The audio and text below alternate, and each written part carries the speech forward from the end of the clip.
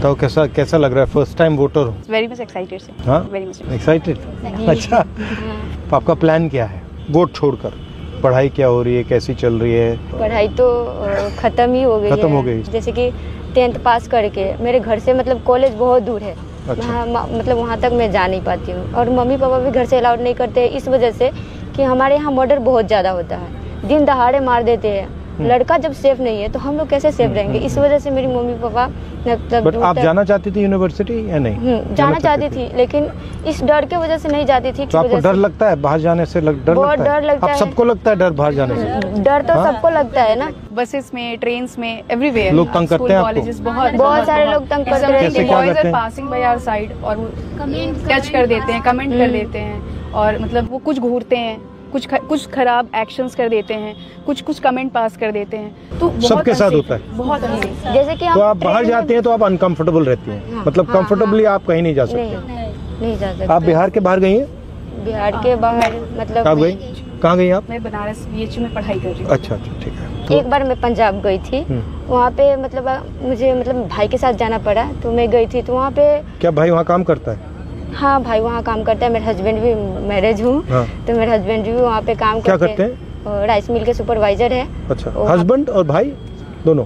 हाँ, भाई दोनों राइस मिल में काम करते हैं। हाँ, क्योंकि मतलब बिहार में बेरोजगार होने की वजह से मतलब बाहर जाना पड़ा उनको। मतलब पंजाब में बहुत सारी कंपनीज है और बिहार में तो कुछ नहीं है। यहाँ पे नहीं है। यहाँ पे कंपनीज क्यों नहीं आती, क्या लगता है आपको? कारण क्या है इसका? कारण क्या कि सरकार नहीं देती है ना। राहुल, हमारे लिए एक बहुत बड़ी इशू हेल्थ के सेक्टर में भी है लड़कियों के लिए, जो कि इस काफी अच्छा लग रहा है, तुम मुझे राहुल कहला रही हो। अच्छा लग रहा है। तो हमारे लिए सबसे बड़ा एक मेजर इशू है जो हम गवर्नमेंट से एक्सपेक्ट करेंगे, जो गवर्नमेंट आए, कि हम हमारे हेल्थ सेक्टर में काम हो। काफ़ी चीज़ें हैं जो एज अ विमेन हम फेस करते हैं, जिसकी वजह से हमारे स्कूल कॉलेजेस भी छूट जाते हैं। पब्लिक वॉशरूम्स या वॉशरूम जो स्कूल कॉलेजेस में हैं वो साफ़ नहीं होते, वहाँ अवेलेबल नहीं होते हैं। बाहर निकलते हैं तो पब्लिक वॉशरूम नहीं होते हैं। जैसे हमारी वो साथी हैं, वो पैदल जाती हैं कॉलेज और उनको कोई फैसिलिटीज़ नहीं है उनके पास। बताइए। शर्माना नहीं है। मैं 3 किलोमीटर दूर पैदल चलकर मैं कॉलेज जाती हूँ, और रोड पे कोई सुविधा नहीं है। बस है लेकिन इस पर चढ़ते नहीं कि लड़का लोग छेड़खानी करते हैं, और रोड पे टॉयलेट नहीं है कि उसमें मैं जा सकूँ। ये रोड पे लाइट नहीं है, अंधेरे है, और पुलिस की गाड़ी उड़ी नहीं मैं देखती हूँ कि उसको मैं अपना दुख जो बता सकूँ कि ऐसे हो रहा है। मैं इसीलिए चाहती हूँ कि ये सारी हमको रोड पे बॉल चाहिए, लड़की लोग के लिए गाड़ी फ्री बस चाहिए कि लड़की लोग जा सके, आ सके, पढ़ सके।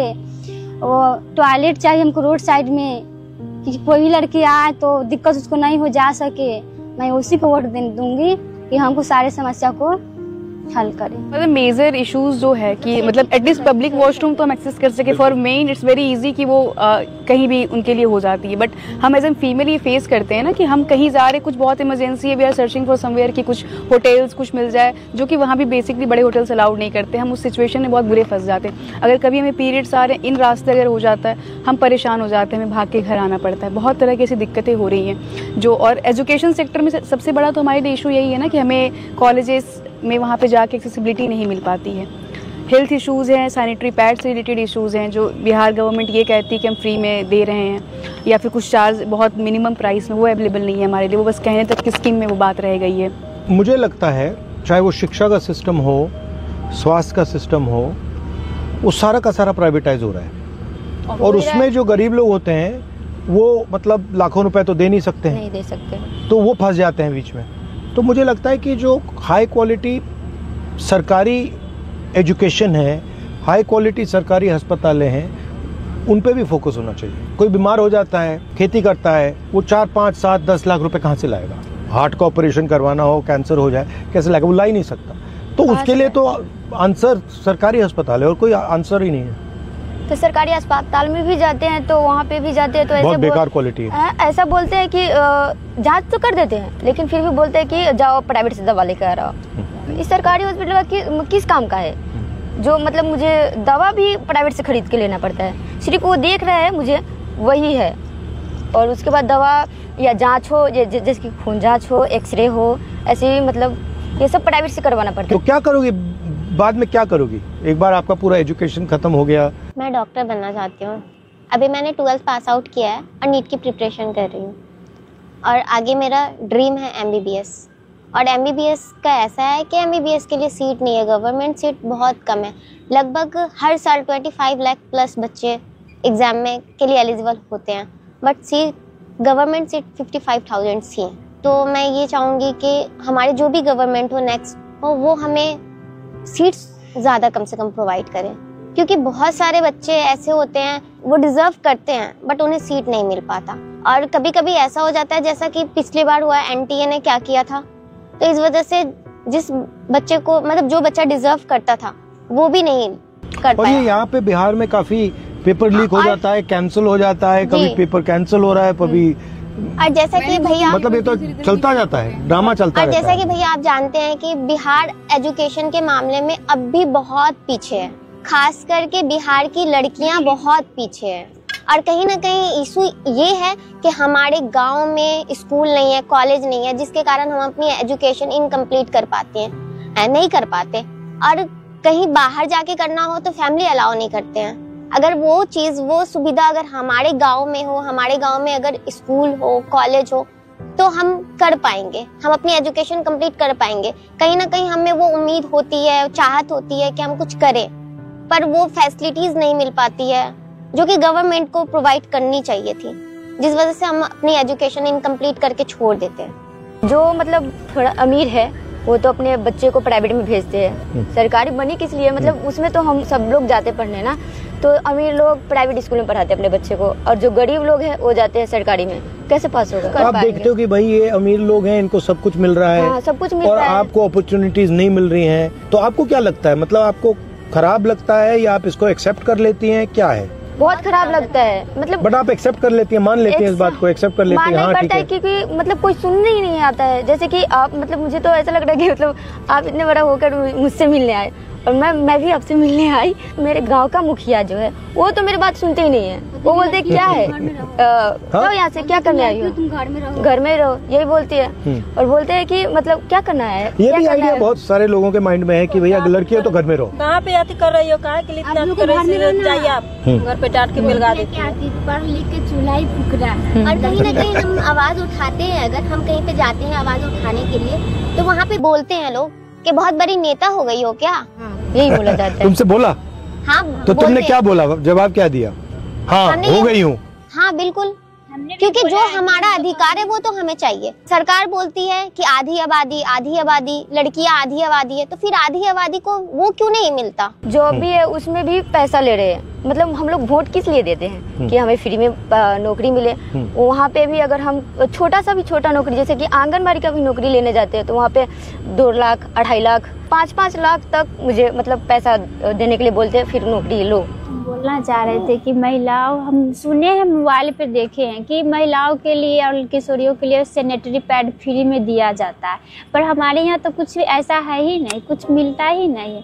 इसके कारण हमारे गांव और टोले मोहल्ले में देखते बहुत सारी महिला हमेशा बीमार रहती है। अब बीमार के कारण वो अस्पताल जाती है तो एम्बुलेंस बुलाती है, उसमें भी खर्चा देना पड़ता है। आशा को बुलाया तो वो भी खर्चा मांगती है। सरकारी अस्पताल पे जाए तो सरकारी अस्पताल में अच्छी मतलब कि क्वालिटी नहीं रहती है। जांच वगैरह करने के लिए प्राइवेट में भेज दिया जाता है। तो फ्री में देना चाहिए सैनिटरी नैपकिन, फ्री में देना चाहिए, हर मंथ देना चाहिए। मेरा कहना ये कि फ्री में नहीं तो कम से कम रेंज में भी दिया जाए, तो हर घर जो उसे तो लग्जरियस प्रोडक्ट गवर्नमेंट क्लेम कर चुकी है ना, जिसका टैक्स वो ले रही है, उस पर भी टैक्स होते हैं हमारे लिए, तो वो हमारी सबसे नीडेड चीज है। हर मंथ उसकी जरूरत होती है हमें, हर मंथ जरूरत पड़ते तो हर मंथ मिलना चाहिए। हम भी इन्होंने ही हमसे शेयर करा था, हम जब बातचीत कर रहे थे आपस में। आप पहले नहीं मिली हो, यहीं मिली हो? हाँ। तो इनकी वोटर आईडी ना इन्होंने अप्लाई करी थी 2 साल पहले, मतलब इनको अब जाके वो इशू हो रहा है। जब इन्होंने ऑनलाइन थोड़ा जानकारी ली तब इनसे वो जो वोटर आईडी जो फ्री में होता है, जो हम लोग ऑनलाइन फ्री में करवा लेते हैं, इनसे 2000-3000 चार्ज कर रहे थे। क्यों? क्योंकि मतलब मुझे आइडिया करा रहा था, कौन करप्शन टाइप? हाँ मुझे नहीं, मैं नहीं जानती कि वो कौन था, क्योंकि मैं अपने ससुराल से थी तो मेरी सास लेकर गई थी, तो वहाँ पे मुझे नहीं पता कि वो कौन था, लेकिन मांग रहे थे 2000-3000 ऐसे करके पैसा दो, उसके बाद मैं बना दो। तो मैं बोली इतना तो मेरे पास है नहीं कि मैं दे सकती हूँ उनको, तो मैं बोले चलो ठीक है छोड़ ही देते हैं, क्योंकि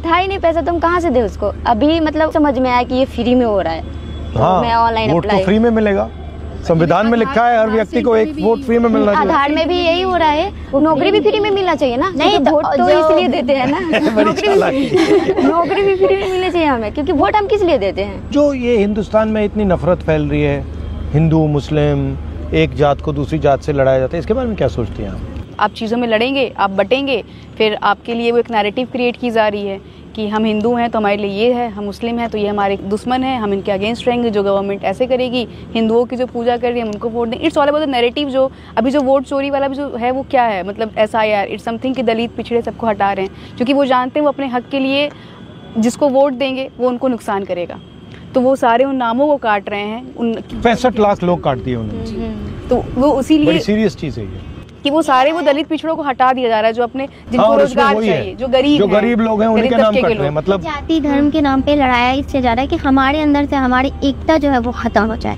वोटर लिस्ट में से तो एकता से कौन डरता है, क्यों डरते हैं? एकता से क्या हो जाएगा? अगर आप अगर हिंदू मुसलमान सब एक हो जाएंगे तो फिर क्या होगा? हम लोग अगर एक हो जाएंगे तो हम लोग जो चाहेंगे वो हो सकता है। अच्छा, आप किसी से नफरत करती हो? नहीं। आप करती हो? आप करती हो? आप नहीं। मैं करती हूँ। किससे करती हो? मैं नीतीश कुमार से करती हूँ नफरत। नफरत करती हो? हाँ, बहुत नफरत करती हूँ, क्योंकि मतलब नफरत तो बहुत बड़ी चीज है। हाँ, इसलिए नफरत करती हूँ कि मेरे यहाँ दिन दहाड़े मर्डर होती है और उस पर कोई एक्शन नहीं लेते। मैं अपना आँख से देखती हूँ, सीधा बीच बाच ही फाड़ दिया जा रहा है। यहाँ पे तो रेप इतनी होती है, रेप में भी मतलब कोई केसेस मतलब ले लेते हैं, लेकिन उस पर कोई मतलब कार्रवाई नहीं। जैसे कि मतलब 6 महीने जेल हुआ, साल भर जेल हुई, उसके बाद छोड़ दिया जाता है उसको, फिर तो वही करेगा ना वो, फिर मतलब कोई अथी नहीं होता है, छोड़ देता है ना, फिर उसका भी कोई अथी होना चाहिए ना, सजा होना चाहिए। और नफरत आपको नहीं होनी चाहिए, गुस्सा हो सकता है, हाँ, गुस्सा। इरिटेशन हो सकती है कि यहाँ ये ठीक नहीं, नफरत क्योंकि उन्होंने जो ना गुस्सा इसलिए होना, मतलब ऐसा नफरत से आप अंधी हो जाओगी। क्यों नहीं करते हैं वो, मतलब अगर वो अगर करे, अब मतलब अगर नहीं कर रहा कार्रवाई है तो करे, अब तुम करो। कैसे करूँ, क्योंकि सुनता ही नहीं है ना। अब सुनाओ। पुलिस कौन सुने आएगा? जैसे आप सुन रहे हो, अब मैं सुन रहा हूँ, सुना दिया तुमने मुझे। आप सुन रहे हो, क्योंकि जैसे कि मतलब अपने मैं बोली थी ना कि मतलब अपने गांव के मुखिया के भी जाके बोलती हूँ ऐसा कि तो मुखिया बन जाओ। नहीं, क्यों तो नहीं? वो मतलब पहले मेरी बात सुन लो आप। वो बोल रहे हैं कि मैं जाती हूँ उनके पास, मतलब कुछ भी शिकायत करने, तो तुम नेता हो क्या, निकलो यहाँ से, क्या करने आई हो, हम लोगों के बीच में क्या करने आई हो, क्या काम है, निकलो ना।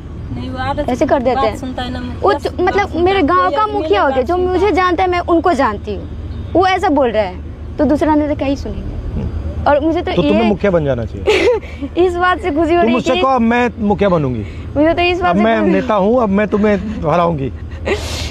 मुझे तो इस बात से खुशी हो रही है कि मतलब इतने बड़े नेता जो मुझे सुनने आए। राहुल, एक क्वेश्चन थी हाँ, बताओ। कि हम सब तो फर्स्ट वोटर्स हैं, तो ये हमारी जो थी कि हम मतलब हम किस बेसिस पे वोट करेंगे, हमारी डिमांड्स क्या होंगी, ये सारी चीजें हमने आपसे शेयर करी। आप जब फर्स्ट टाइम वोट दिए थे, आप कब दिए थे और आपके दिमाग में क्या था कि आपको अपना वोट क्यों डालना है? मैंने तो कांग्रेस को वोट दिया। वो तो मेरे लिए लॉजिकल था। नहीं, बट बताता हूँ व्हाई। क्योंकि उस टाइम शायद आज से भी ज़्यादा नफरत फैल रही थी, और मुझे लगता है कि जो पॉलिटिकल पार्टीज लोगों को जोड़ती हैं, जो बांटती नहीं है, वो देश के लिए बेहतर है। जो पॉलिटिकल पार्टी बांट रही है, किसी को हिंदू हो, मुस्लिम हो, सिख हो, क्रिश्चियन हो, या वो, उससे मुझे लगता है कि देश कमज़ोर होता है। तो उस टाइम मैंने इस बेसिस पे वोट किया। जनरली मैं इसी बेसिस पे वोट करता हूँ। मुझे लगता है जो पॉलिसीज़ का गरीब लोगों को फ़ायदा होना चाहिए। तो जो पार्टीज़ सारा का सारा काम जैसे अंबानी, अदानी, इन लोगों के करते हैं, तो उसमें मुझे इंटरेस्ट नहीं है, क्योंकि मैं चाहता हूँ कि ज़्यादा से ज़्यादा लोग विकास में पार्टिसिपेट करें, ज़्यादा से ज़्यादा लोगों को फ़ायदा मिले। तो ये मेरी थिंकिंग है। आप यात्रा कर रहे हैं बिहार में, हमने कुछ इश्यूज बताए आपको, हमारे कुछ ऐसा, तो हाउ डिड यू फील? एक बात मैंने नोटिस की है, बिहार में ठीक है एजुकेशन फैसिलिटीज़ कम हैं, बट इंटेलिजेंस बहुत है, मतलब अनलिमिटेड है। तो मुझे जब मैं यहाँ बैठा हूँ, मैं आपकी बात सुन रहा हूँ, मुझे लग रहा है कि भाई इतनी कैपेबिलिटी है, इसको ज़ाया क्यों कर रहे हैं? मतलब आप में इतनी क्षमता है, इतना टैलेंट है उसको मतलब इसको ऐसे ही छोड़ दिया है कि भैया इसका कोई मतलब ही नहीं है, इसको बदलना चाहिए। अब बदलना आसान नहीं है, टाइम लगेगा, वो अलग बात है। अनलिमिटेड पॉलिटिकल अवेयरनेस है, बस समझ जाते हैं लोग, 1 सेकंड में समझ जाते हैं, मतलब कन्फ्यूजन नहीं है। चलो बहुत अच्छा लगा आपसे मिलकर, थैंक यू। फिर भी मैं एक बात कहना चाहूंगी, एज अ फर्स्ट वोटर जो कि अभी अधूरी रह गई है ये बात, हम उस सरकार को वोट देना चाहती हैं जो हमारे लिए शिक्षा को लेकर के काम करे और ये स्वास्थ्य को लेकर के काम करे और जो भी हमें फैसिलिटीज मिलनी चाहिए एज अ गर्ल वो हमें प्रोवाइड करे, जो कि हमारी सरकार नहीं करती। हमारे सेफ्टी के लिए भी कुछ भी